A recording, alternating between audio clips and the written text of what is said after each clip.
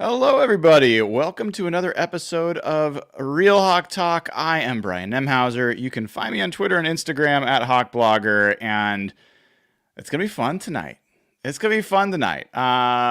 Whether you think it's fun or not, I plan on it being fun because I get to talk to two of my best buddies, Nathan Ernst at Nathan E11 and Evan Hill at Evan Hill HB.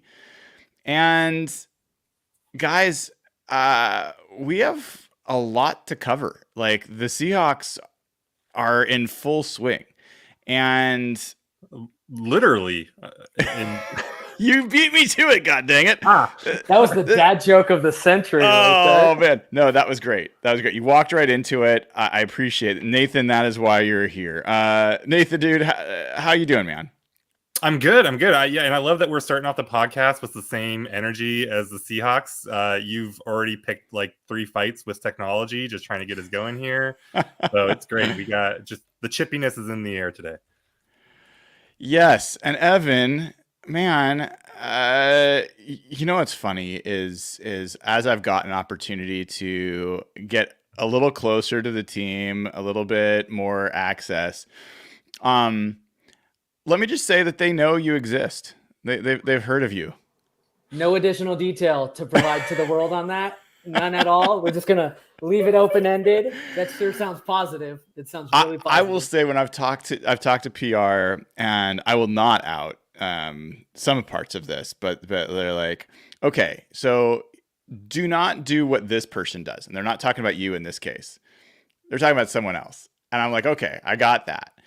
And then they're like, how are we going to handle, like, during the regular season, like when Evan Hill and you know, and Nathan, by the way, it comes up, like when that happens, like, you know, are you going to get bullied? Are they going to like make you ask questions that you shouldn't ask at these press conferences? And I'm like, no, I don't listen to those guys for the most part. Like, I mean, whatever they say. Shot down on one of those today, which is really unfortunate, by the way. But they do know, and I think it's humbling and also hilarious to me to know that people in that building have passed around this show over the years. Like, that's kind of wild, right? I have 100% been doing this show under the assumption that more or less no one listens to it. So yes. Yeah, there's like a new sense of pressure for sure. Is my mic any better? Chat is like, Evan's mic is so low. It's so quiet. Chatter, can you just let me know if this sounds any better? I'm sorry. Of course, I can resolve your stuff, Brian, and then I'm the guy who has a weak audio tonight. I can also boost your volume a little bit, and so we'll see if that sticks and that helps. So you kind of alluded to it, Nathan. We'll kick off the show talking about this. Wait. I just want to be clear. Part of your vetting process was making sure that you wouldn't listen to the rest of the HB crew. Like, they're like, you're cool, but just tell us that Evan and Nathan and Jeff aren't gonna like pressure you into doing things. I think they're trying to figure out what to do with me and with us, right? Like, this is like foreign ground for an NFL PR organization to have someone like me that's not working for a major media company to be granted access. That's new for them. And the next step is me going on the road and like them having to vouch for other PR teams that, like, no, he's credible. and so I think a lot of the conversation is like, okay, you know what's on the line. Do the other people on your show know what's on the line? I'm like, I'm not here to control Nathan and Evan. They're going to say what they're going to say. You know what? Seattle Seahawks executives who may be listening, we take our voice and our audience very seriously. And we would absolutely never do anything to tarnish your reputation or the brand or anything like that. If anything, it's Brian bullying us. So not the other way. I didn't say that, but that is the accusation that's come up from listeners, the people who actually listen, that I bully you. People have like come to your defense. So Yeah, I think right. I think that's valid. Yeah.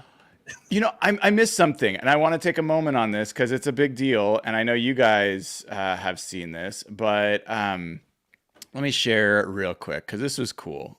I know it's meaningful to you guys as well, but for people that didn't see it,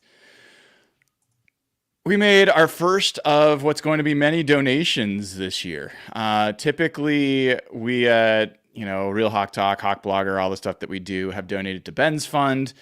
Over $260,000. We usually give most of it to Ben's fund. This year, we're going to spread it out across a bunch of different charities that are represented by the players, coaches, other things. And we're going to then try to like work it in with My Cause, My Cleats later this year, all that fun stuff. And I think it's going to be great. It's going to be a great way to really share the love. And for all the people that are listening, all that they're contributing, all that they've been doing helps make this possible. And more than just, showering praise on all the folks that have been supporting the show, I hope you guys take a bow and some pride because, for all the crap we give each other, you guys have spent hours and hours over years donating your time because you're obsessed with the Seahawks. And I think we have a pretty good time here, but your time's super valuable. And, I think these are part of the reasons that make it worthwhile. So I just wanted to give an opportunity for you guys to take a bow for all that you've contributed in making this type of stuff possible. That's nice of you to say, Brian, but Nathan and I are also not the guys that just did 150 straight morning shows. So kudos to you. Thank you. I get a lot of love, which I appreciate, but I think people don't understand or appreciate how much you guys contribute to it, and I certainly do. I wouldn't still be doing it if it wasn't for you guys. Like it's been great to have a crew that I enjoy and sometimes that I fight with, and we have a familial bond. So looking forward to continuing. But all right, so today let's talk about the things that are happening. There's a fight. There's 2 fights. There's 3 fights. There's 4 fights. There's 5 fights at practice today. And ultimately, Christian Haynes and Derrick Hall get the boot. Mike MacDonald walks over during 1v1s, and he's like, enough. You and you're out of here. Now, well, I'll fill in some gaps as I think there's some incorrect information out there on Twitter about exactly what happened. But you guys have heard about this by now. What was your first reaction when you heard it? Evan, I'm going to start with you. Yeah, so I have a little bit of a controversial take, and I know some of our own members even disagree with this. I am very much pro fighting in training camp. I want to be clear about this. Like, obviously, I'm going to preface this with 2 things. We need to still see what the on-field results look like this year. And obviously, second of all, nobody wants any long-term permanent injuries. But it feels like the general intensity with practices, especially coming off a season where it felt where we literally had the head coach multiple times self-admit that the team came in unprepared and lackadaisical to multiple games, sometimes even in a row. It just feels like the give a crap factor. Catch that, Brian? The give a crap factor is just nice. It's so much higher.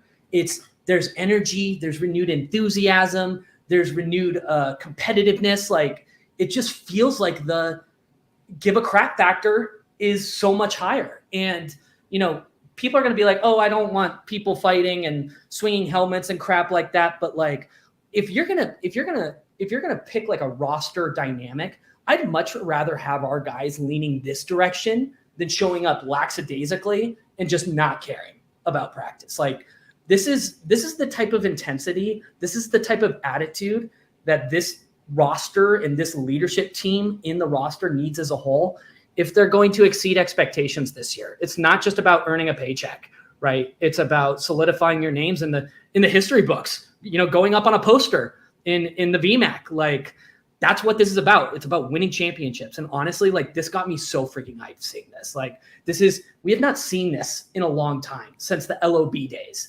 So pro fights, maybe don't swing helmets. Actually, I take that back, Seahawks executives, but the intensity is there and I'm all about it. Okay. One of the reasons I love having Nathan on this show is I literally have no idea how you're going to react to this. So I'm dying to know, like, what did you think of when you heard that this was going on? I mean, 5 fights is a lot. So I was like, and it was fun to watch them like trickle out. The beat reporters like, oh, another one. Oh, it's happened again. But ultimately, like, I mean, don't swing helmets. That's probably bad. But like, this is 100% going to be something that once we see the team play, if they come out and they're sloppy and they're unprepared, we're gonna be like, look at that was a sign. Mike couldn't control him. He'd lost the locker room. They weren't. But if they come out and they're like bullies in its LOB era all over again, then yeah, it's like, oh yeah, they just had an edge, and this is what a great team is. So yeah, like my take is I have no idea what it means. It probably means nothing. Like I think every year we get all really excited about training camp fights, and 5 in one day is definitely weird, but like this is just something that every team is doing across the league. So yeah, I have a very neutral take on it, I think. Brian, I've got a follow-up for you here. Yeah. So did you witness the fights today? Did you witness? Okay. So 2 questions. Who did DK swing the helmet at? Number 1. And number 2, did he deserve it? Well, so I actually have to rewind a little bit to give you the context. So the first fight that I saw was Tre Brown ripping the helmet off of Jake Bobo and like going at it, right? So that was the first fight.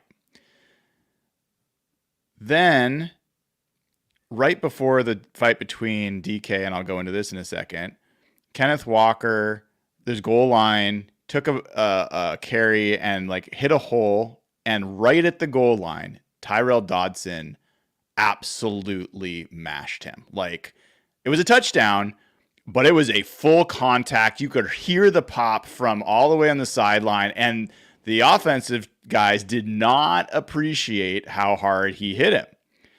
And so that was like the kind of like, it was bubbling, right? And then the next play,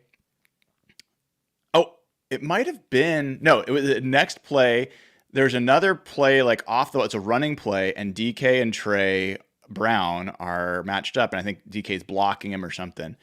And they start exchanging words. There's kind of like a little shove here or there. DK literally puts his hands up, kind of takes a few steps back, and Tre does not let it go. And so then they got into it, and within that, DK ripped off Tre's helmet and swung it. He hit Kayvon Wallace, was coming to like break it up, but nobody deserves that. So that's the easy answer to your question. But I think the unfortunate lazy narrative is, DK's just up to his old tricks. And that really wasn't how it happened from my perspective. He could have handled it better, but it was not something that he initiated. Hold up. Is there not a common denominator here across several of these fights, though? And yes. Is it not Tre Brown? Yes. And then he took it to Twitter. Like he was not done fighting. He was going to keep. What? Oh, yeah. He started arguing with people like about what happened. And then somebody said like, and then Bobo went on to catch 2 touchdowns. And Tre was like, not on me, he didn't. Or like, I mean, yeah. Guys, like 2 or 3 plays later, Tre is on DK again. Gino throws to him in the flat. Tre jumps the route, picks it off. The defense went wild. And I'm telling you guys, like, this notion, I think, Nathan, you brought up the LOB stuff. If anybody here, anybody anywhere thinks that, I was at those practices as well. Mm-hmm. If anybody thought that those were like kumbaya hand holding, they weren't. There was a lot. people have heard the stories. I mean, Sherm would yell at Russell Wilson, calling him all sorts of things. Like there was animosity, but it was generally like within reason. That's what I'm not saying. This felt like LOB. I'm just saying this felt like more what I heard from Evan, which I think is like a productive. I'm really this is just a total conspiracy theory, but what it felt like to me. Did you guys catch Mike MacDonald on NFL Network after? Mm-hmm. Yes, Tom, whatever his name is. Yes, Tom Pelissero. Yeah. Did you catch the kind of pride that in Mike MacDonald's voice about like that? I've heard, we've talked to him about fights enough that I know he doesn't want them to just do fights. But I think Mike MacDonald challenged that defense to reach a certain level of intensity and physicality that they hadn't reached yet. And it showed up, and I think he was happy about it. I mean, he very clearly said they had not crossed the line yet. Well, he said that they were up. They were on the line. But that's perfect, right? You want them to be as intense, as enthusiastic as possible without going too far. Like, his general demeanor in that interview, though, was not negative or like upset. That was my perception about how the practice had gone. I mean, do you disagree? Yeah. No, I think that's right. And I thought one of the biggest notable things he said, and I'm sure he was like encouraged to say this as well for DK's sake, but that DK was the one that spoke to the team at the end of practice. I don't think we should underestimate how big of a deal that is. DK has not necessarily grabbed the leadership mantle over his years in Seattle. And for him to speak up in that situation, I'm kind of like, I'm intrigued. I think that could be a new chapter for him. Did we hear anything on what that speech looked like or sounded like? No, he just took a helmet and he swung it around until everybody. No, I don't know. I don't know. I mean, Nathan, I know that look on your face. You're like a little skeptical, or something didn't land right with what I just said. No. I actually keep thinking about Derrick Hall and Christian Haynes getting kicked out. Like, you dummies, this is not about you. Like, and it was after like Mike finally was like, hey, okay, let's maybe, all right, it's enough. We got a helmet swung, like, cool. We hit the line. And then those two bozos are like just out there doing dumb shit. I don't know. I mean, that one, just to give you like context there, 1v1s, often there's some scrappiness in there because it gets pretty physical and everyone's watching and it's just kind of intense. And it was a normal rep. Derrick Hall tried to go at Christian Haynes. Christian Haynes did a good job of blocking it. And then he did what Christian Haynes does, which is the rep is over and he pushes Derrick Hall. Like a little bit of a exclamation point on the end of the play. You kind of like that in your offensive lineman, a little nastiness, but it was like not necessary and it wasn't part of the play. Derrick Hall took exception, but he started walking back normally, and it was just kind of like saying, basically I couldn't hear him, but it seemed his body language was like, dude, not cool, don't do that, blah, blah, blah. And Christian Haynes kind of pursued him, and then they like pushed each other and got into a little scuffle. And so Christian Haynes really was the instigator there. But you're right, like of all the fights, that was not the biggest one. It just happened to be the one that was after the no more fights rule had been enacted. The last one. So was that the fifth fight, to be clear? That was the fifth one. Okay, got it. Because I was like, part of my brain was like wondering why they got kicked out and DK didn't get kicked out for swinging a helmet, but it sounds like it just escalated. How crazy is it that happened in like the background of an NFL network? Like, you see all them, the like, parts of the turning field. around. You see Tom like jeopardizing his little narrative or whatever that he was responding to, and the guys are just like framing. That was so funny. Yeah. It was entertaining. I'll tell you, it's been a little bit slow the last few days. It was not slow today. You know what this tells me? You know what I started thinking about? What is we might see a renewed level of intensity in this Niners Seahawks rivalry that we have not seen in a very long time. Like, why do you say that? the Seahawks, for the most part, have not had the skill or attitude really to be super chippy or dominant or alpha type. I hate using that word, but like the Niners have been the bigger dogs for like the better part of like the last 5, 6, 7 years. And the Seattle has just not had, I think, the physicality, personnel, or really the attitudes to combat that, generally speaking.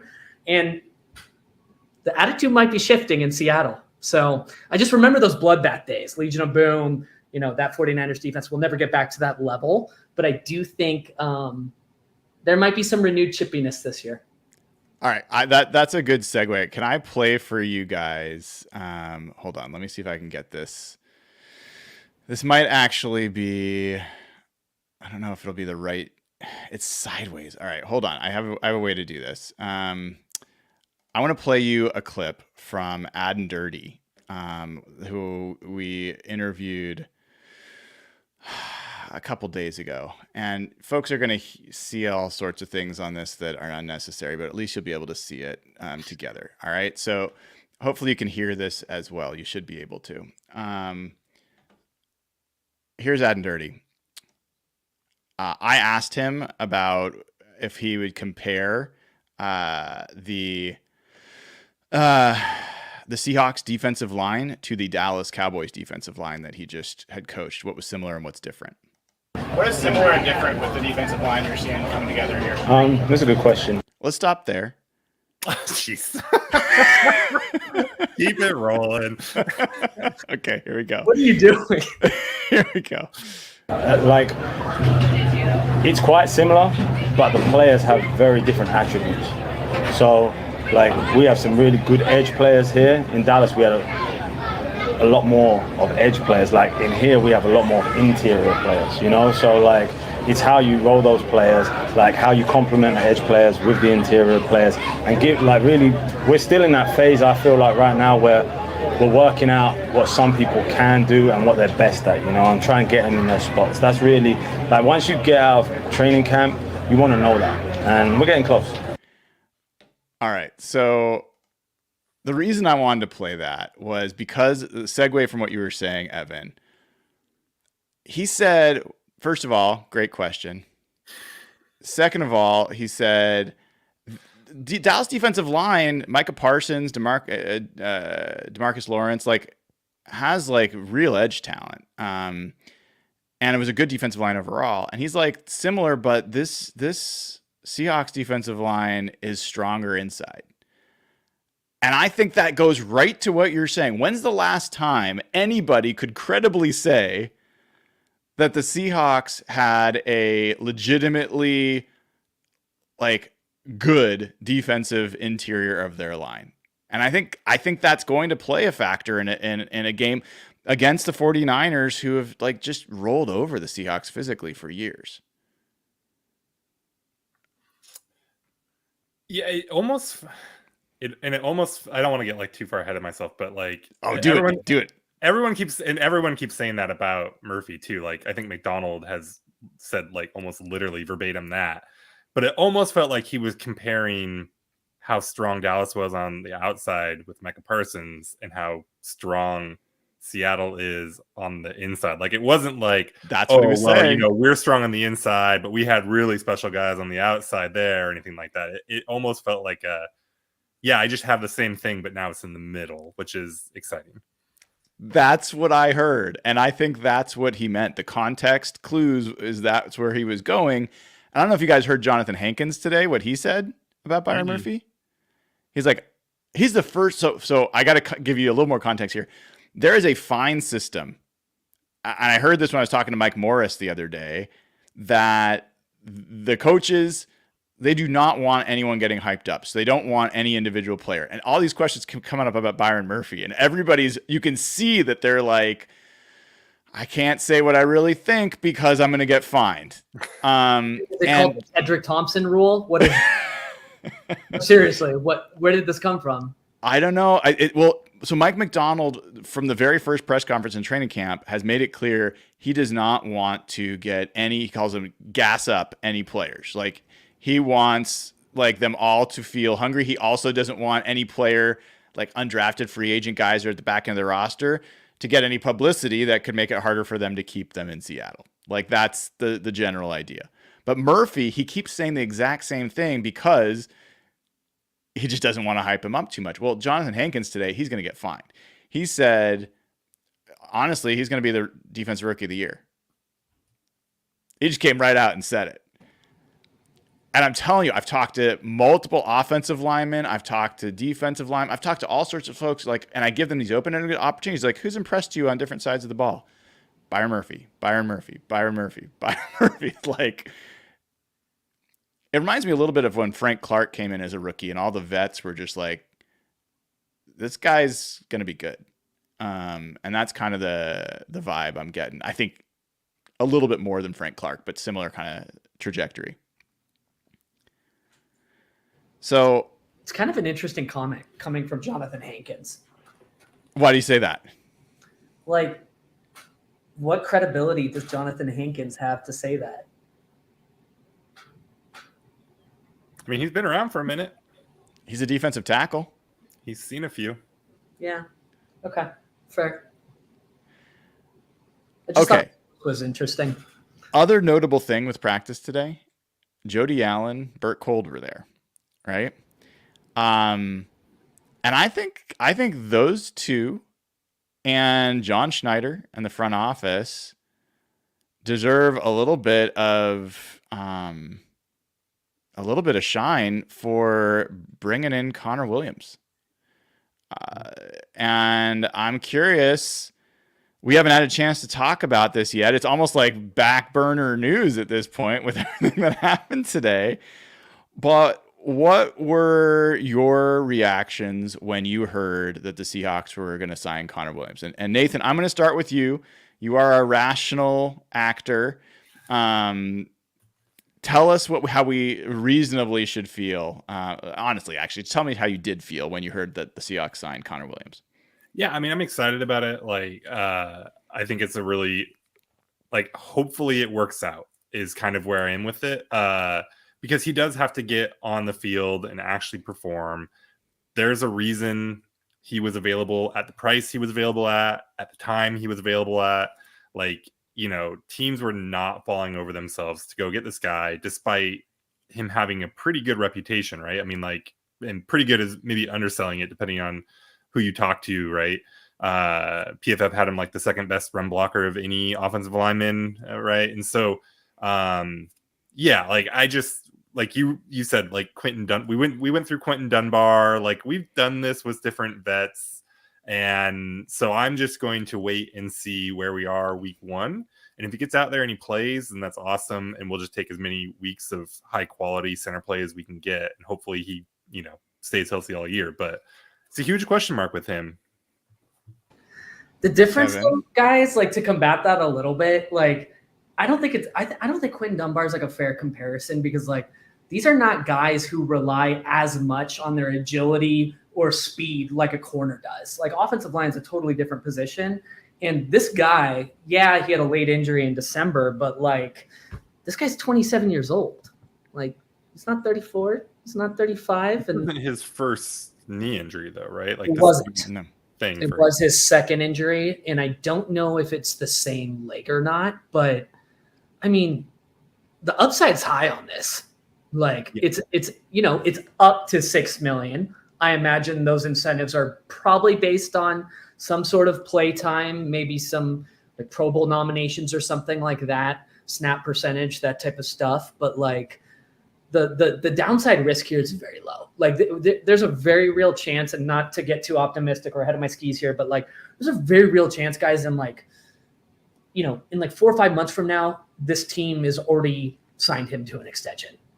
I don't think it's unrealistic. So we'll see. Yeah, I think one of the things that makes me kind of smirk about this whole situation is how fortunate are the Seahawks to have backed into this, right? Like we've been hammering them, me especially, about not addressing the center position for how many years? And the fact that they used a fifth on Olu and then they bring in Nick Harris and they don't do anything more. And I'm like, that's your plan at center. Like, you're not going to have any real competition going on there. And guys, it wasn't like a disaster in camp, but it hasn't been high level play.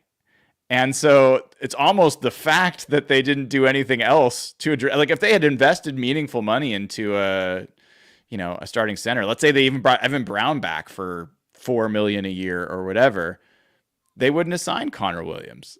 So it's like, it's almost this backwards luck that they had, that their position group is in need. And there's a guy that just no one thought was going to play this year. And now apparently he's ready to play. Can we just clarify something? So he started in 2023. Okay, so he got the injury 9 games in. So what was that? November timeframe, first week of November in 2023. He started all games in 2022. He started 14 of 17 games in 2021. He had a groin injury for 3 weeks, those last 3 weeks. 2020, he played all 16 games. And then 2019 was his other leg injury, where he played 11 games. So I don't know. I don't feel like he's this injury-ridden guy that seems to be constantly injured. The timing of his injuries have been relatively lucky, close to the offseason, but I just think there's a lot of upside here. I really do. Yeah, I mean, it feels like it's nothing but upside.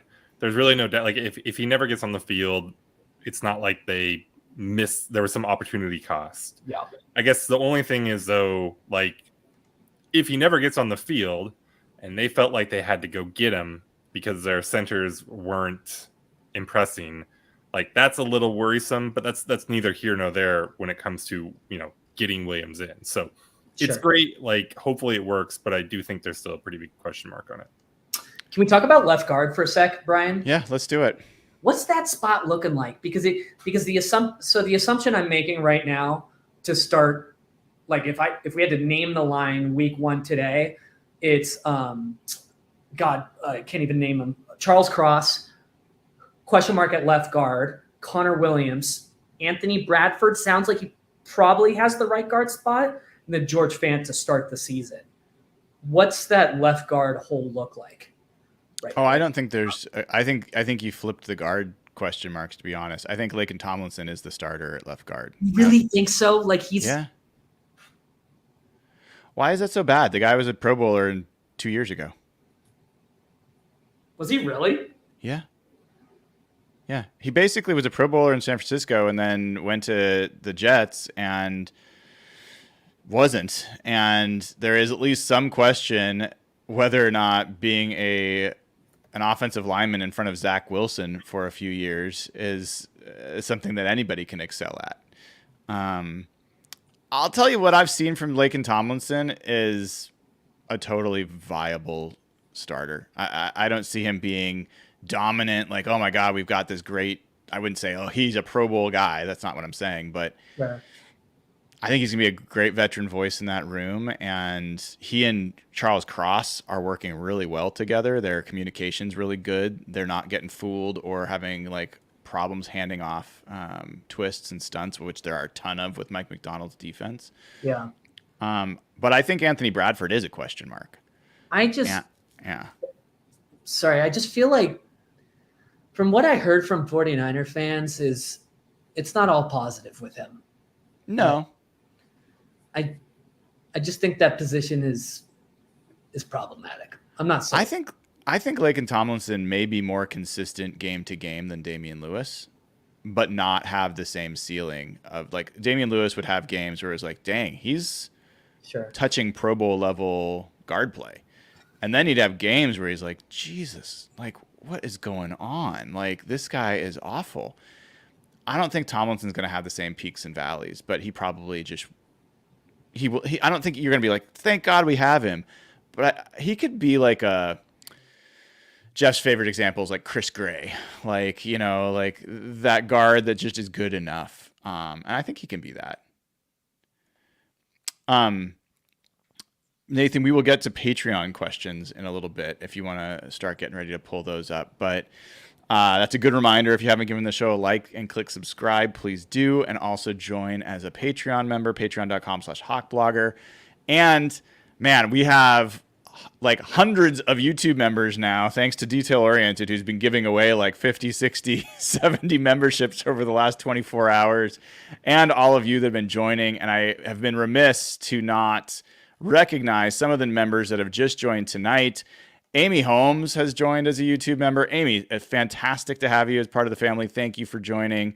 Max Romstad joined as a new YouTube member in this show. Thank you, Max, for joining.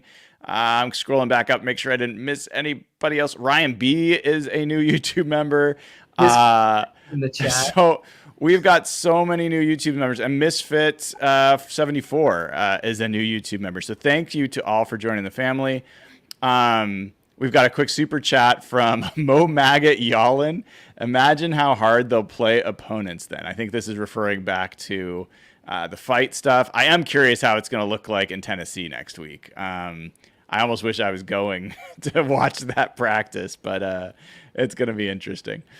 Before we get to patron questions, last kind of thing on Connor Williams, at least for the time being. If it works out,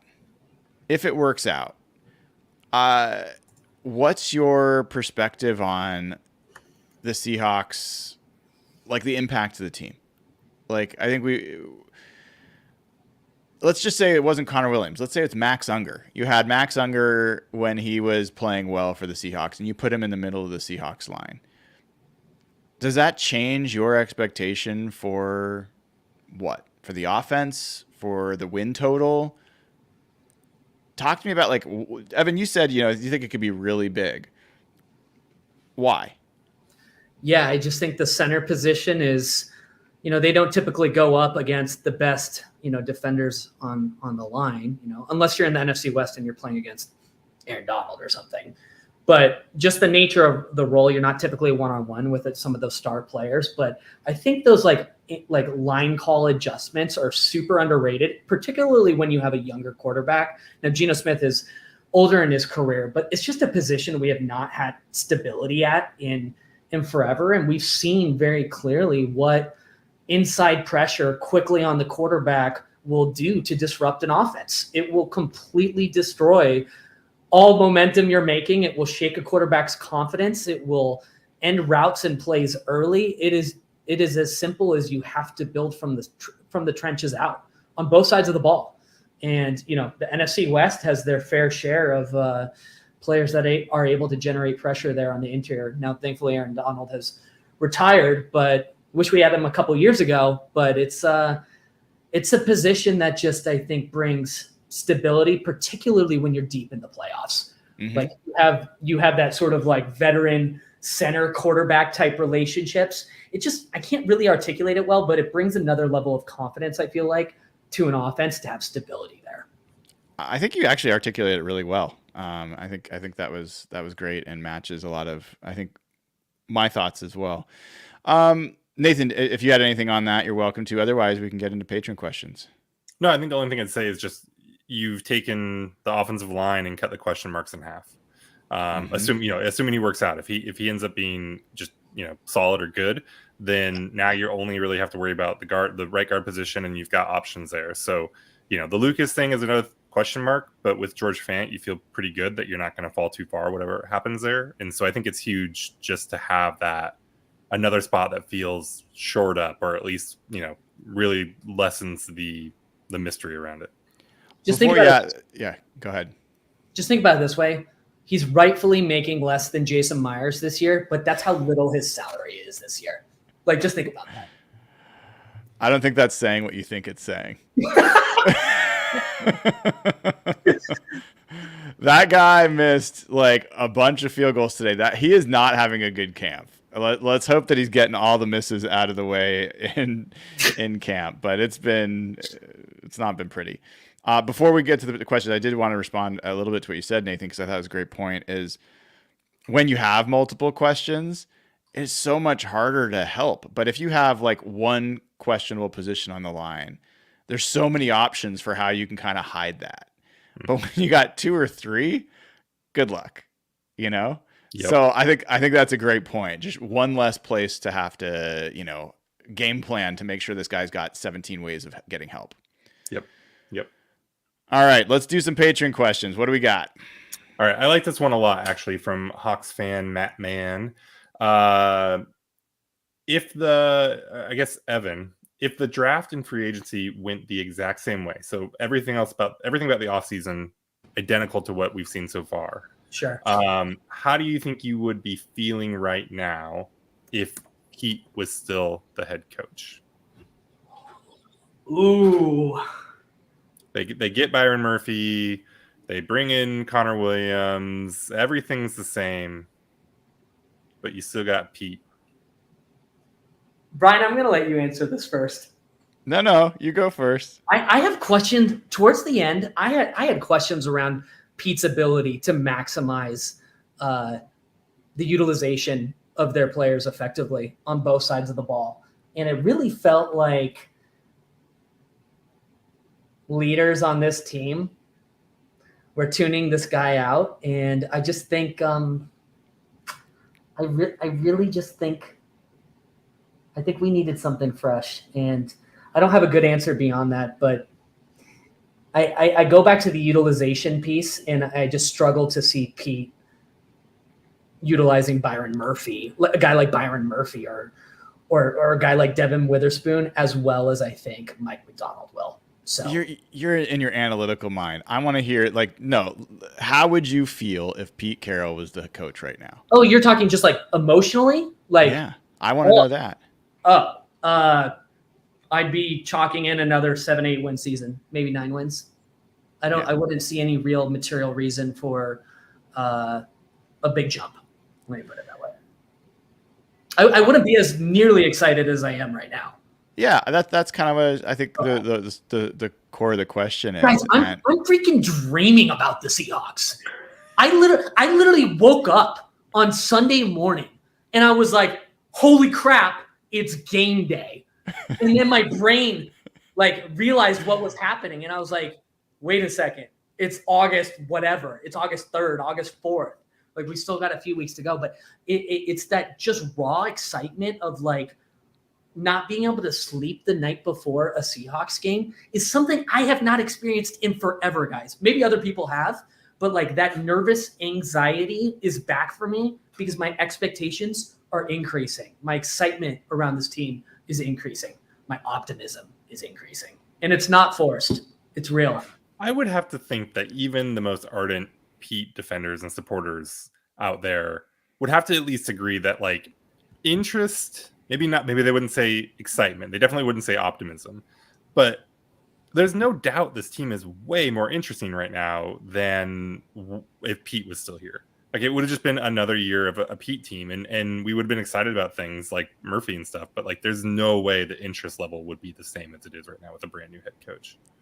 No, and I was curious. I'm glad you addressed that because I want to know your thoughts, Nathan. I think there's two things I've heard from other people that match kind of say it better than I could say it.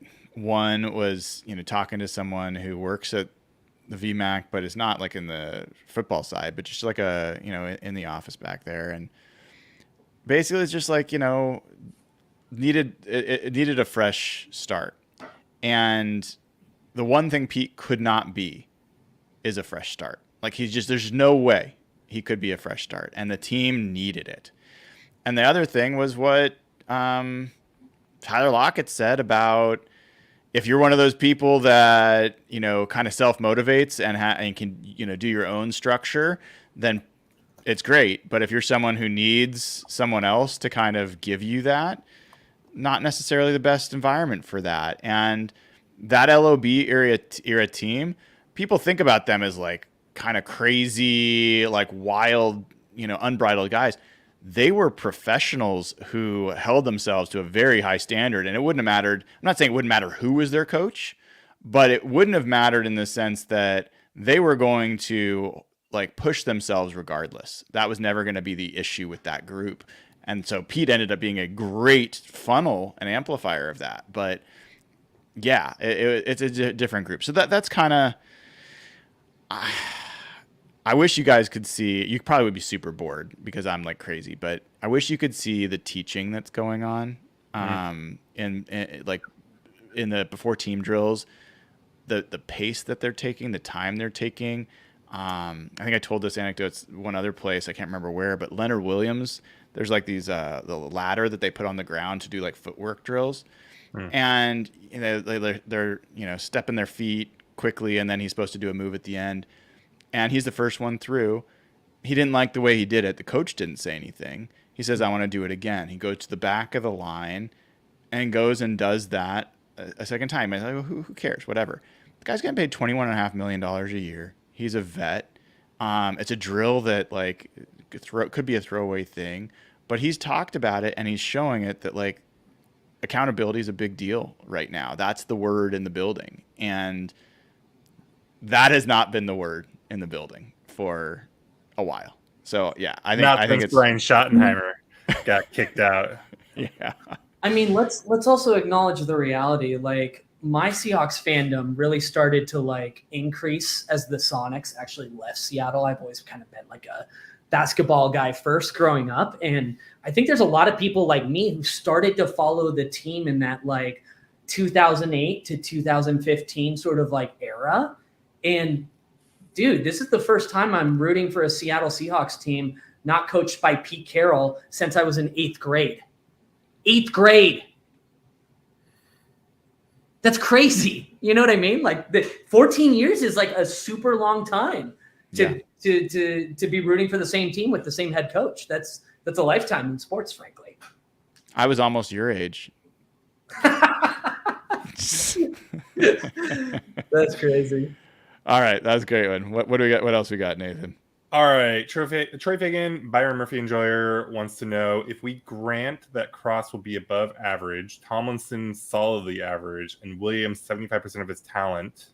Where could this O-line rank in the league with Curtis and Fant as our right side? Curtis is certainly just dropping that in there like that's normal. But Brian, yeah, so that's the line. Where does it rank? Is it above average or the top 5? I might need you to repeat some of it because I got distracted in the middle. Detail oriented did it again. He's given away another 50 memberships to the channel. He is absolutely just becoming a superstar in this channel. So what happens is it goes to 50 random people and then they just come on and they're just like, oh my God, thank you. And like, it just keeps paying it forward. So I think it's just a really cool thing that he's doing. And Detail's actually heading into surgery in a little while. So we're going to miss him for a week. And so everybody should make sure you wish him well, but the generosity is exactly what this community is about. And I love it. So thank you. And I know a lot of people appreciate it. Detail, you're great. Hold on, though. I got to call Detail out on it. If you have surgery, that's not a reason to miss the show. It's a reason to watch more of the show. I expect to go back and look at old shows and see the view count go up as he's laid up in bed and just rewatching all the old Hawk bloggers. There is some legitimate like lore that this show has, though. Like if I mention the word crab rave, how many people know what I'm talking about? Evan. It came up this morning. People were like talking. They want merch. They want like shirts and stuff. Who? They did. And they specifically said like for the show, but then they specifically said, I want a hat with a crab on it and like Evan or something. And I'm like, was I have to work asking for that or I think we're going to have to figure out like, I think there are some moments that are just pretty precious on this show. And that's honestly, that is something I'm committed to not losing. Like we joked about the thing at the beginning with, making sure we aren't going too crazy on certain things, but, this is a fan show. This is not meant to be super serious. Like we talk about the Seahawks, we obsess about the Seahawks, but emotion's part of this. We're going to keep, I'm going on the road, by the way, to the Patriots game. And I have to watch that in the press box and I can't cheer. Do you guys have any idea? You've seen me at games, Evan. You can't cheer? No, you can't cheer. You can't like fist bump? Like you can't. I don't know. I'll have to have some physical reaction, but like, what's the limitations there? I'm gonna be like on my laptop, just being like you can't tell me though, like when the Niners like lose in heartbreaking fashion, that Grant Cohn isn't like fist bumping in the press box. You like can't tell me he's not. Like I refuse to believe that's not happening. You know what I mean? Well, there have been rumors that David Lombardi is not the most professional in the press box because he's clearly a 49ers fan, but claims to be a professional reporter. Sorry, I've gone way off the rails. We do have a super chat from Smokehawk who says, "I'm a graphic designer. Let me know what you want." Well, we will get in touch, Smokehawk. That's appreciated, and we'll figure this out. Feel free to start, like, you can go find the show where Evan does the crab dance and start coming up with what you think would be a great t-shirt, hat. I think all proceeds can go to Evan, and Evan can decide what to do with them. All right, Nathan, remind me what this question was. Sorry, no, but if we're on the subject here, I want a sticker of that time that the mic booped you in the nose. You laughed so hard at that. You love that. That was my favorite. That's my favorite moment of everything. All the hours we've done this. That's still fun. Okay, so Troy Fagan. Here's the offensive line we get. Cross is above average. Tomlinson is solid. Williams is 75% of his peak talent level. And then we have Curtis and Fant on the right side. Where does that offensive line rank in the league? Is it top 20, top half? No. You're going bottom 10? I mean, the Seahawks were one of the 3 worst offensive lines in football last year. I think if you go back a year earlier when Lucas and Cross were healthy, they were probably in the low 20s, like 22nd, 23rd, something like that. I feel like 20th is a reasonable kind of jump to make. But, I mean, George Fant, I like George Fant. He is not a plus starting tackle. He is an adequate starting tackle. Laken Tomlinson is not a plus player. I do like McClendon Curtis quite a bit, and I do think that guard is his best spot, but he's never played before. So, an NFL game. So that's 3 guys out of 5, and Charles Cross has never been, so like, I don't want to get out over our skis. My goal, and I talked about this with Sam Monson today on the Hawk Blogger Mornings, the goal is to get to where the offensive line isn't the limiting factor that's keeping you from being competitive. And I think that line that you mentioned could accomplish that. But we'll see. We got another new member. Whoops. Chris Collins. Appreciate you joining. Welcome to the crew. We are growing and growing and growing and love to have all the people around. All right. Nathan, keep us going. All right. Back to you on this one, Brian. Eric said, last week you seemed to be struggling with your 53-man roster cuts for the offensive line. How has the Canner Williams signing either clarified your thoughts on those players or further complicated your decision? That's a hard question. I haven't had a chance to sit with the roster. Every Friday morning on the show, I'm going to go and do an updated 53-man projection. So I'll definitely do it Friday. I think the easy answer is Nick Harris gets bumped off the roster.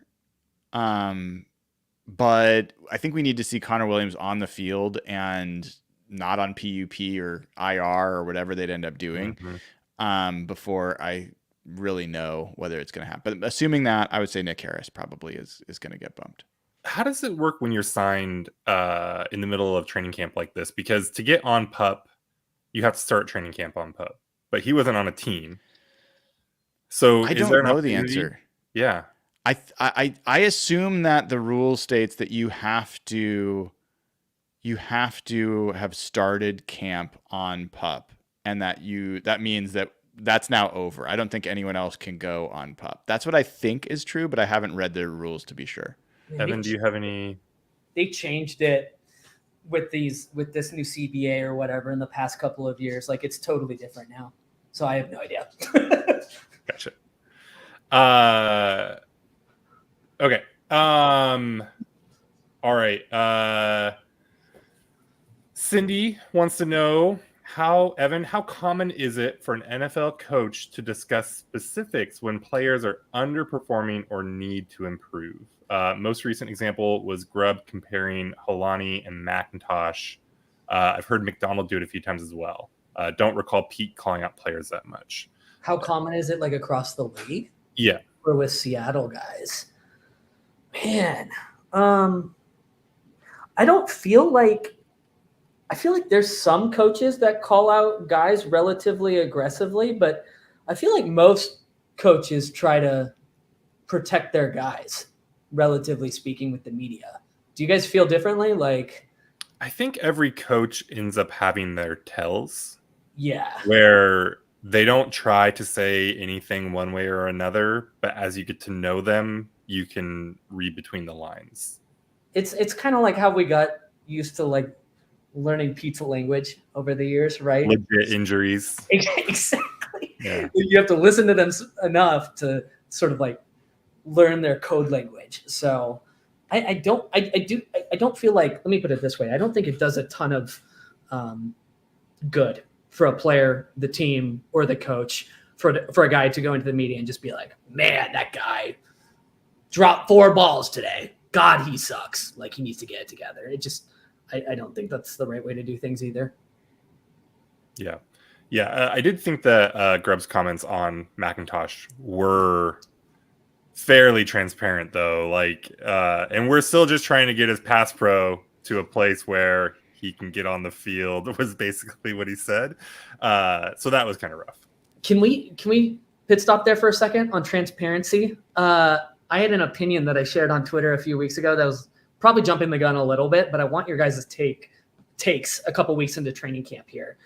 My early perception here is that this regime is going to be more transparent than the Pete regime in press conferences, interviews, media requests, all that sort of stuff.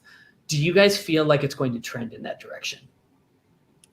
I feel like I would have said yes in the offseason, especially with Schneider just going out there and wilding on every TV show he could get on. But I feel like now that camp started, and Brian, you have way more exposure to this than me, but I feel like MacDonald has started to pull back in the transparency. I think there's 2 things that I'd call out. One, we've talked about this before. When John Schneider was first GM, first came to Seattle as GM, he would give away things in interviews that I was like, whoa, like, I think they're going to tell him he shouldn't say those things. And now he basically goes an entire interview without saying almost anything. Like, he's come all the way to the other side. Other than how much he loves Drew Lock. That's the only thing that's in the interview. Unless Drew Lock's involved. I think that MacDonald will figure out a little bit more, and I think Grubb will as well. I think there's been a couple moments, and I think the one you're talking about a little bit. Sometimes MacDonald's actually intentionally, and said it clearly, even on Brock and Salk, he wants it to get back to the player. He is sending a message to them. Fine. So that they'll use that somewhat, but I think he will pull back a little bit. The general feel, Evan, though, that I get is different than what, like you said, transparency, and my first thought was that's not Mike MacDonald. What he is clear, and there's not like subterfuge. There's not like subtext that you have to really wade through. He's plain spoken. He will tell you, like, when he does answer the question, he will tell you. But like injury wise, already he is significantly less transparent than Pete Carroll. Practices, they've stopped allowing any filming from fans. Like there's a lot of signs that they're going to close this thing down. So yeah, I don't think they'll be more transparent is my best guess, but we still might actually learn more, because when they do say something, it's going to be like pretty plain spoken, if that makes any sense.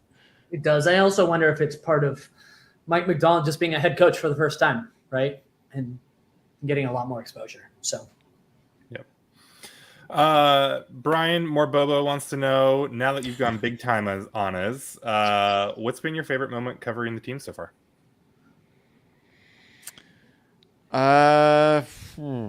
Or Well, I favorite certainly thing, maybe? object to the notion of big time. Favorite moment. I would say going to Lumen Field for the scrimmage and like parking in the press spot and like going through security with my big non-transparent backpack full of crap and walking in through the suite level to the press box and feeling like, oh my God, like this is, and then going down on the field. It's just like a collection of experiences, and then going afterwards to the post-game press conference and asking the head coach questions. It's kind of like one experience after the other that was just surreal, and definitely felt like a kid in the candy shop that day. It was pretty cool. How nervous were you for your first question? What was your? I actually don't know this. What was your first question? So my first question was it was Mike MacDonald. You're talking about the first question ever, like not yeah. So Mike MacDonald, and I had all these questions prepared. I'd actually been thinking about them, writing them down, and then he got up there, and I realized, oh, these are all like big picture, like analytics. I was going to ask him all this other stuff, and it's like this isn't the right time for that. So I kind of panicked, and I was like, "Tell us about some of the undrafted free agents, how they're looking." And he looked at me like, "I'm not going to tell you that." And I was like, "Oh, he's not going to tell me that. Like, of course he's not going to tell me that because he doesn't want to let anyone else know what undrafted free agents are doing well." And so I felt really stupid. I actually lost sleep over it that night. It's not even that dumb of a question, but I was like, "Oh my God, the coach thinks I'm a total idiot." And then the next question I asked was like, how do you define success? And he like didn't give a great answer. So I was like, oh my God, everyone thinks I'm an idiot. But I recovered. I think I've asked some good questions since then. As long as you don't ask DK Metcalf. Okay. And then last one, I'll also send to you, Brian, because Evan, I don't think you've been at a whole lot of these training camps. Where's Draymond Jones playing? Is he playing traditional linebacker, like off-ball linebacker, or is he? What are they doing with him? Or how much do you care? I guess Draymond Jones is playing the trainer's table for the last like 8-9 days. Have you really? Yeah, he had like I think it's a hamstring, if I'm remembering right. A slight tweak, nothing serious. They're just taking it easy. I don't think it's anything to worry about. They don't think it's anything to worry about, and he has, to answer the question, when he's been on the field, he has been playing edge. He's been one of the outside linebackers. And on the depth chart, which is not official, they have a position they're calling rush, RUSH, all caps. And Draymond Jones is listed as the starter for that position, which is essentially just one of the edge positions. Gotcha. All right. That is all of the Patreon questions. Okay, there's one more super chat question, and then Evan will get to whatever you're going to bring up. Eric Kinnaman, thank you for. Yeah. Oh wait, sorry, go ahead. I was excited about this because I want to hear all the AJ Barner hype. Okay, well, Eric Kinnaman says the training camp showing off any tight end play. Noah Fant had a nice camp, and I think a lot of people have within the organization have talked about him being kind of their underrated secret weapon. Noah Fant himself has talked about the fact that he's getting utilized in a way that uses his strength as like a fast run after catch kind of guy. And there is a lot more situations where he's getting the ball, like quick swing passes and then can do something with it. I haven't seen much like down the seams with him, but like he's done well there. He's done well in general. Brady Russell today had one of the plays of the day. I'm a huge Brady Russell fan. I've totally converted. He is super fast. He is super weird. Like, and I mean that in the most nice way. Like, he is like his own vibe out there, like his hairy belly hanging out of his jersey and his hair flowing behind him as he runs around. And he's a former defensive player, so he plays really tough as well. I'm a fan. And then I would say AJ Barner. I actually interviewed him today. The interview's up there now for everybody who wants to watch it, but I don't think he's found his stride yet. I think preseason is going to be important for him. I think he and Pharaoh Brown are essentially blocking tight ends for the time being. And I think that Noah Fant is their only real receiving threat, other than I would say Brady Russell might qualify as well. So it's a different room for sure than it was the last few years with Colby Parkinson and Will Dissly in there as well. How's Nwosu looking? He looks like Nwosu. Like, he is blowing up run plays. That seems to be still his strength. I think he might have the most TFLs on running plays on the defense. So no sort of like injury slowness factor. That's good. No, definitely not. I was talking with someone today on the sidelines just about like that they think that the team's edge group is a problem. I don't think the edge group's a problem, but good way or a bad way? In a bad way. That they feel like the edge group is not good enough. And I think some of it's because Boye Mafe is not really like, I don't know if he's won a single 1v1 rep all camp. And I've seen him in team drills win. He's beaten Charles Cross. He's beaten George Fant. So it's not like he's not doing anything. Sure. But we know, like, he's not like a dominant. He's not like a Nick Bosa kind of pass rusher. That's not who he is. Uchenna is not that guy either. So it feels like a lot of, I think it's more like a bunch of B players as opposed to like A players. But no, I mean, the edge group in general is just kind of moving along. It's not great. It's not bad either. How's Gerald Taylor doing? He's injured as well. The last he? few days. Yeah, the last few days he's been injured. He's done all right. I think Darrell Taylor's got a lot to prove, and I think people think about it that like the fans think he has a lot to prove. I think the team does as well. I think he's a pretty free spirit, and I think that I'll be really interested to see how Mike MacDonald feels about him as part of the makeup of that locker room. We'll see. He's fascinating to me. Like, there's always flash in the pan guys, but man, he looked so good for a little while. And then last year he looked like he didn't really understand how to play football. Like, it was bad last year. Yeah. So, yeah, I mean, I guess, if football's a sport where your heart really has to be 100% in it. So I don't know. That's if he's just, I don't know, his weird situation. It is. Evan, a while ago, you had a question. I don't know if you remember what you're going to say. Do you remember?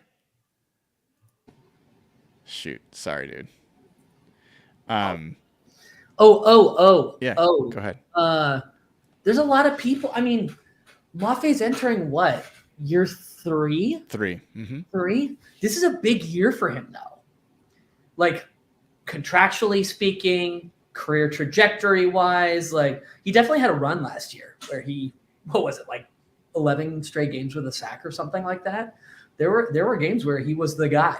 And do you think he's capable of taking that next step this year? Like, is he capable of building off what he did last year?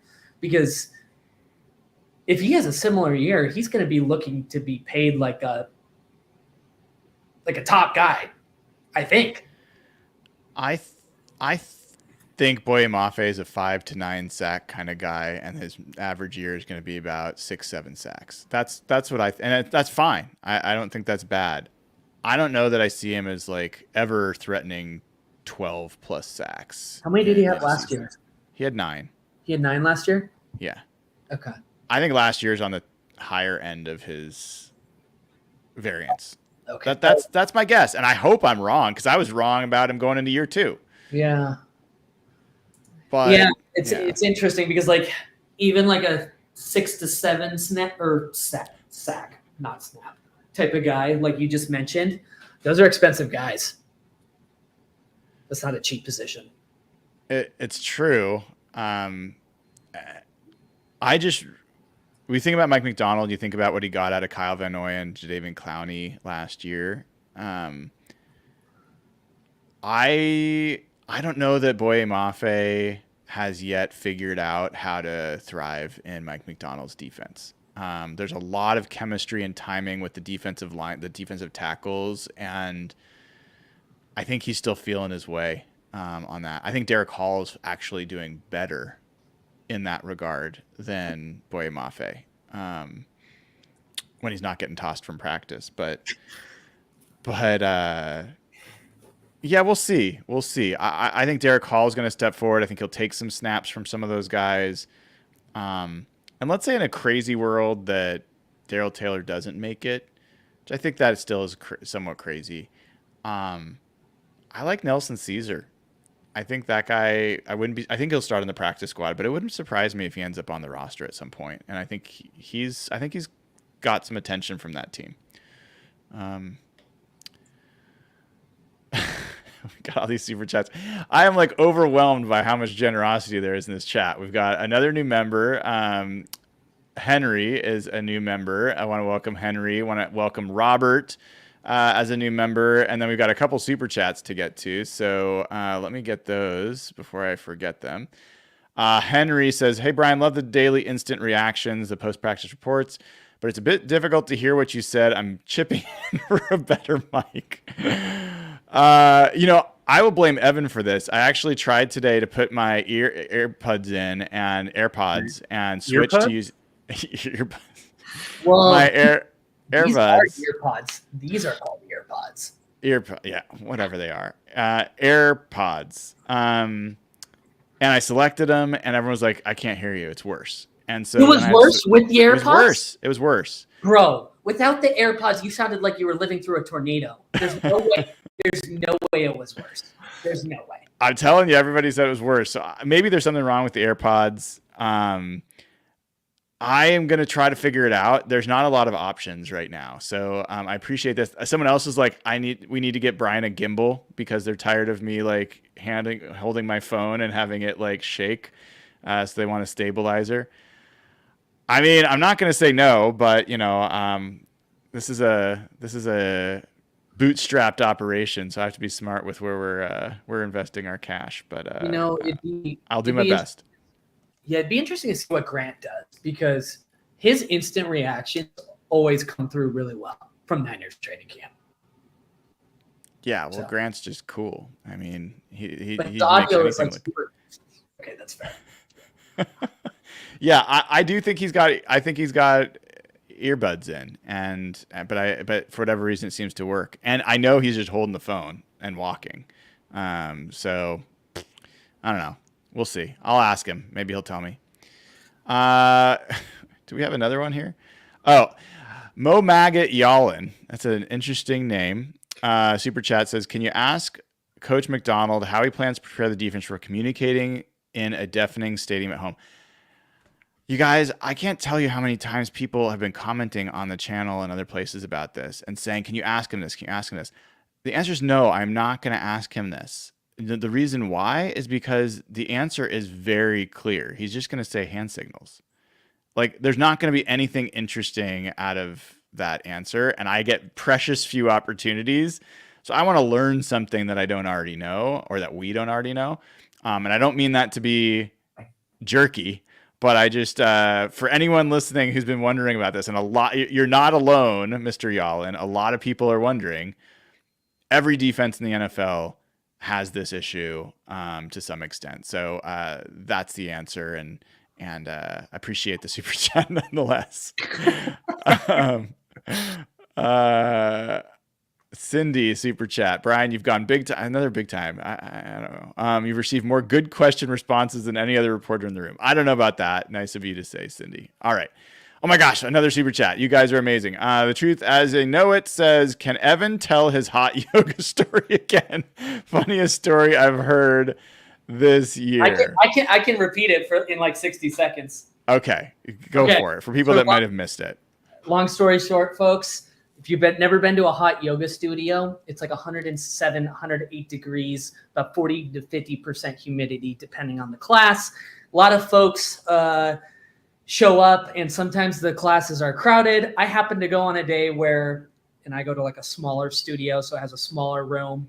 and there's probably 35 people in the room. There's no shot that room should be allowing more than like 20 people in that room. So keep in mind, we're super close to each other, okay? And most guys, you wear as little clothing as possible because it's 108 degrees and 50% humidity, right?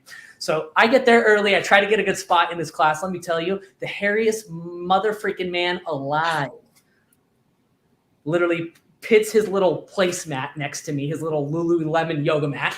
And I just knew I was in trouble in this class. Okay. So let me tell you something. We're in the standing series, and I believe this is like how the events unfolded. It's been a little bit since it happened, but it was about halfway through the class. I was exhausted. Okay. Like my body was cooked. I was laying on the ground. I was trying to survive at this point, getting out of the room, like breathing, alive. That was priority number one at this point, not completing the yoga series, not completing the class, just living through it and not being the embarrassing guy that walks out of the class early. So this hairy guy next to me, he's shirtless, okay? And this is the type of guy where you do not see his chest because the hair is so thick, okay, on this man.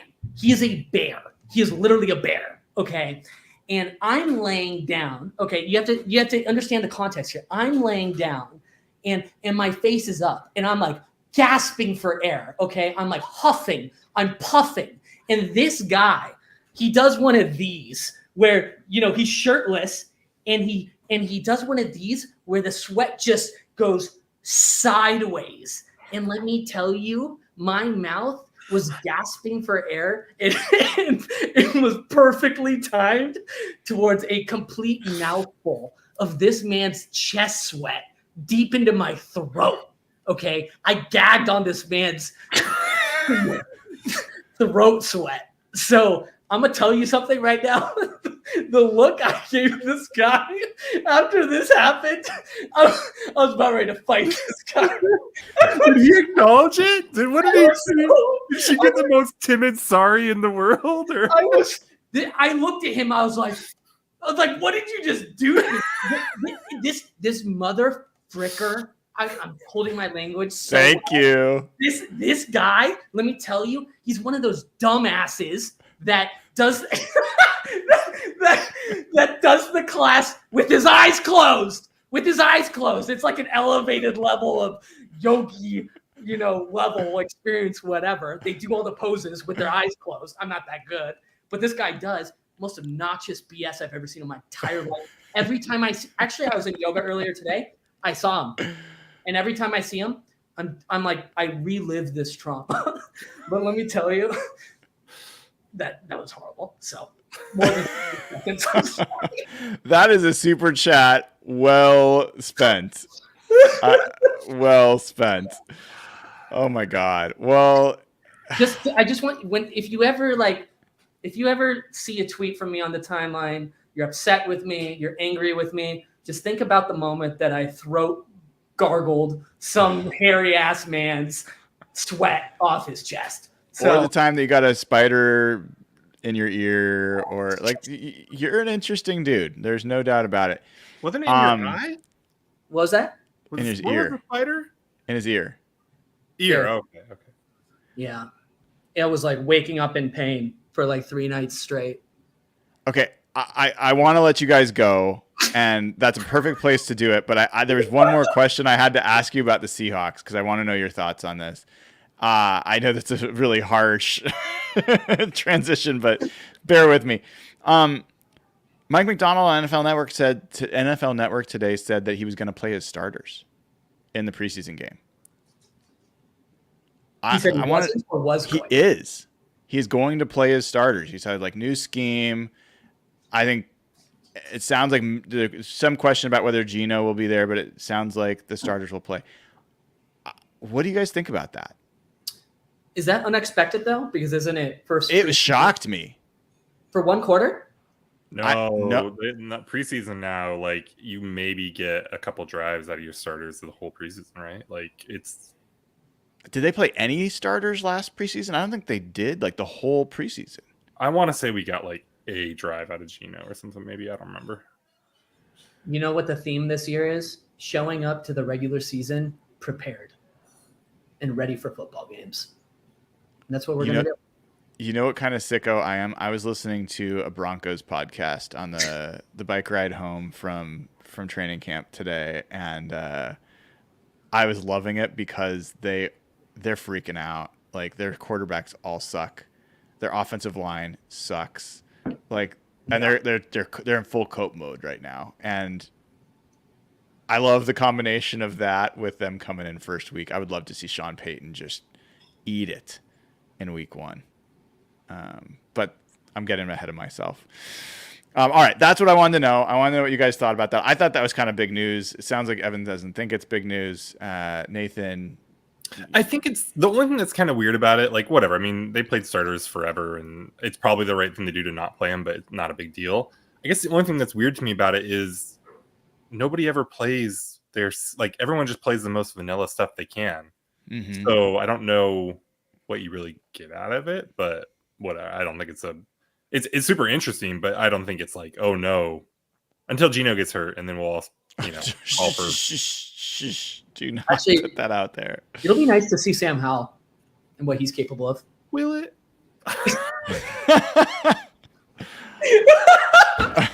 Your tone was perfect. I'm going to make a crazy prediction. I think Sam Howell is going to have a good preseason. Sure. I think he's going to.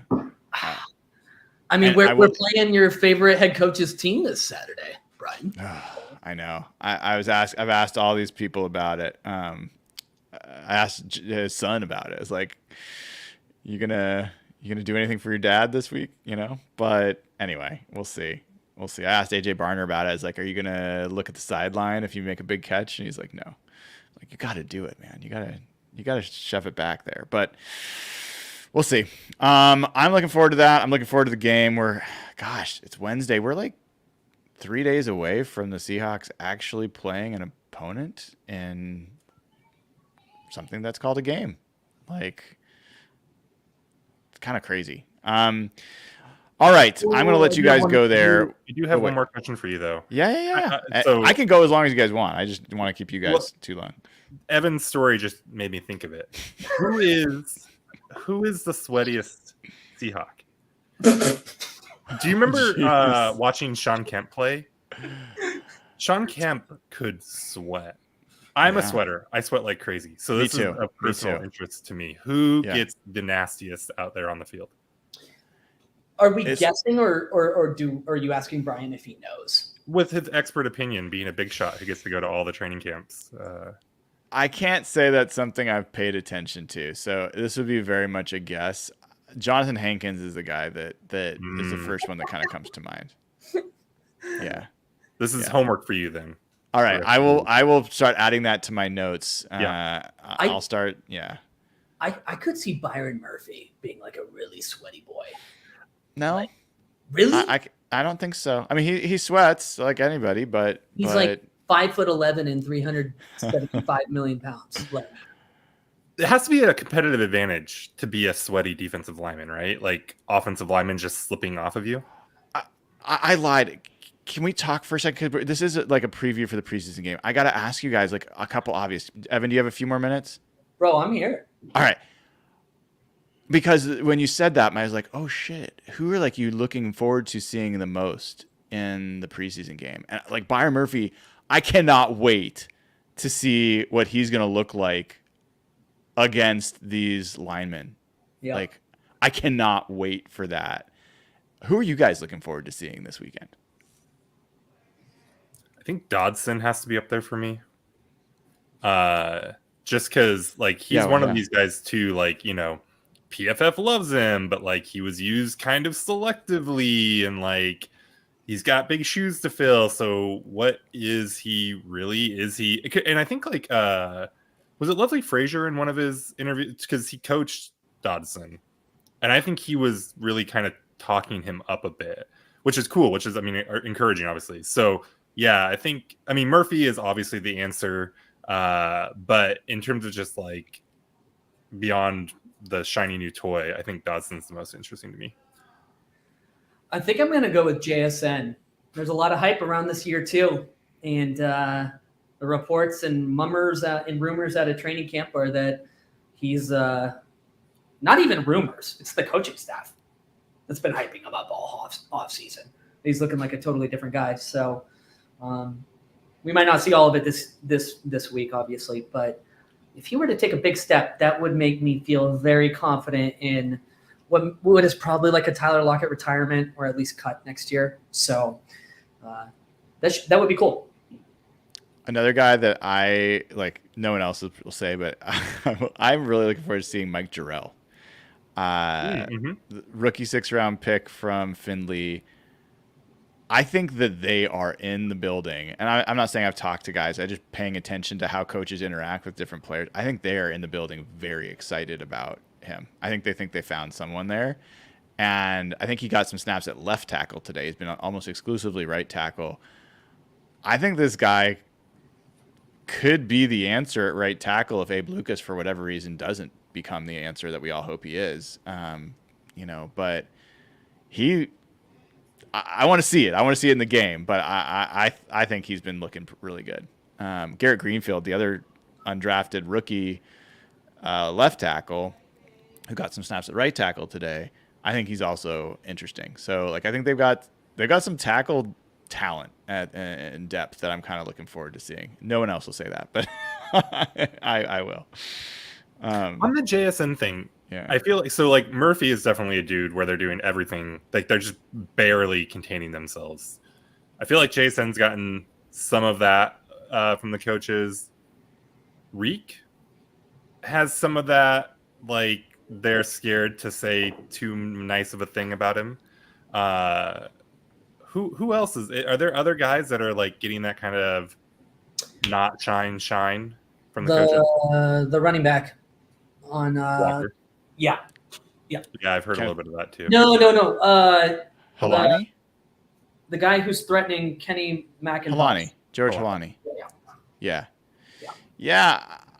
I think Jarrell is in that category. I honestly do.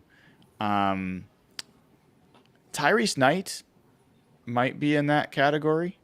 Interesting. I think especially some of the rookies I think they're being careful with how much they're praising. Who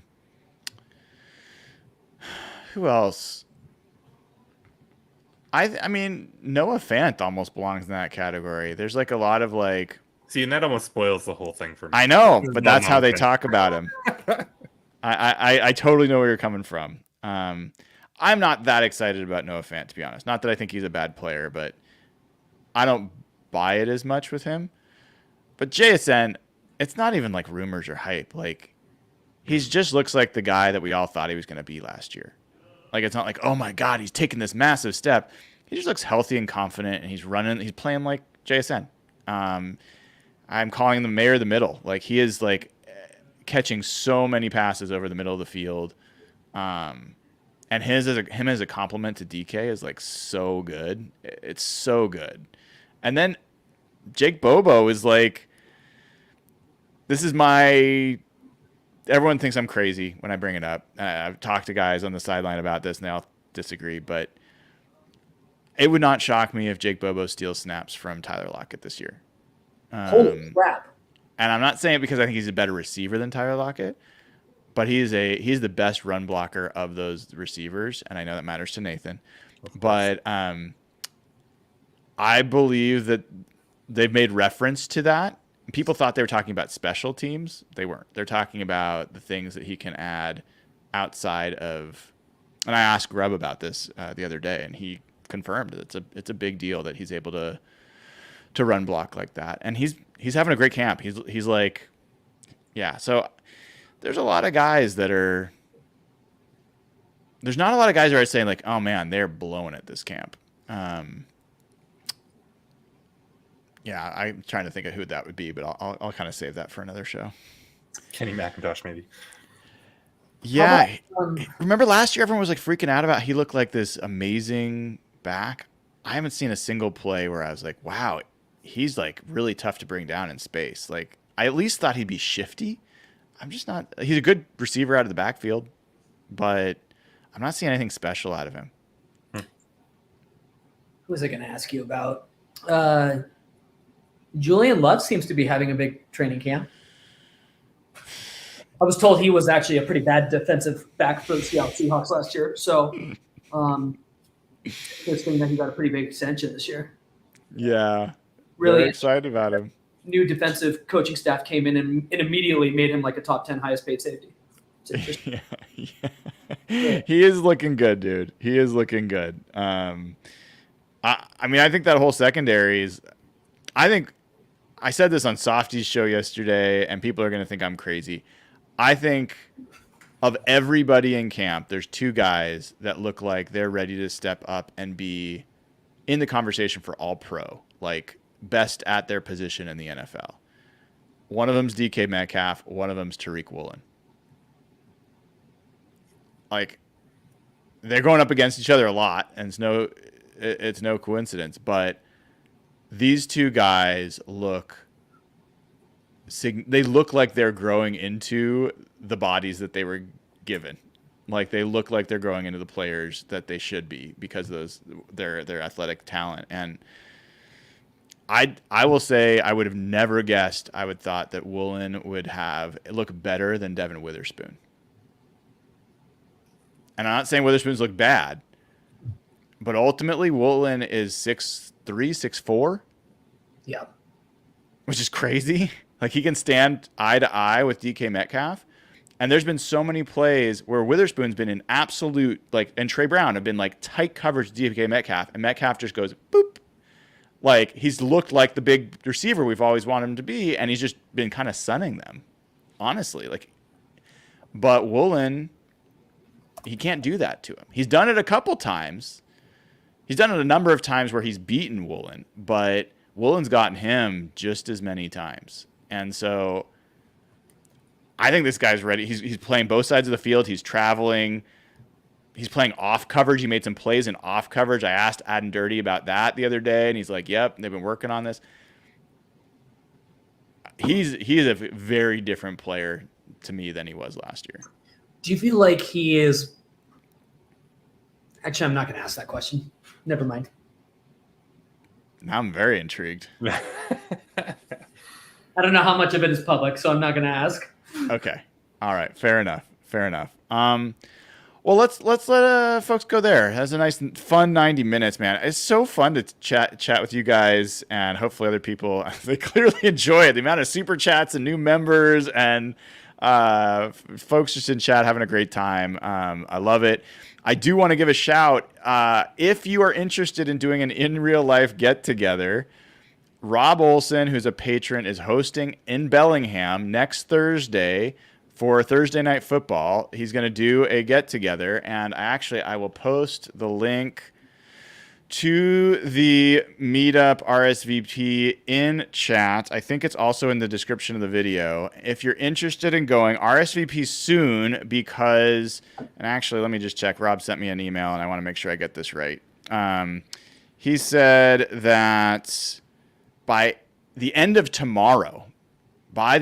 tomorrow, he has to have a head count for the bar that they're going to, the sports bar that this is going to be at. So RSVP if you want to meet up next Thursday in Bellingham. First in real life get together for Hawk Blogger patrons and Seahawks fans. So I hope you consider doing that. All right, boys. Thank you for coming on. That was Evan Hill at Evan Hill HB, Nathan Ernst at Nathan E11, and I am Brian Nemhauser at Hawk Blogger. This has been episode 326 of Real Hawk Talk. I will see you all tomorrow morning, bright and early, for Hawk Blogger Mornings. Until then, have a great rest of your night.